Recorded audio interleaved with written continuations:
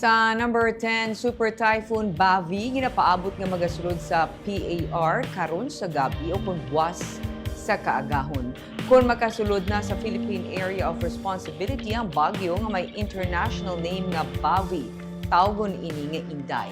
Ang bagyo nga Inday ang gina-forecast nga hindi maglandfall sa Pilipinas pero mapalapit ini sa Batanes sa Biyernes. May posibilidad nga karon sa gabi nga may mga lugar na sa northern kag eastern Luzon nga ipaidalom sa wind signal. Signal number 2 o 3 ang pinakamataas nga signal.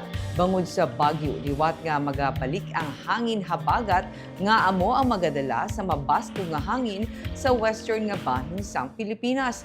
Mangin mabunok ang ulan sa Biyernes tubtub Domingo sa Negros, Western Visayas, Mimaropa, Calabarzon, Bicol, Metro Manila, Central Luzon, Ilocos Region, Western Cordillera, kag Cagayan Valley. Ang DILG ang nagpagwa na sang abiso sa tanan ng mga local government units nga manginhanda kag magpatuman sang proactive nga mga preparasyon.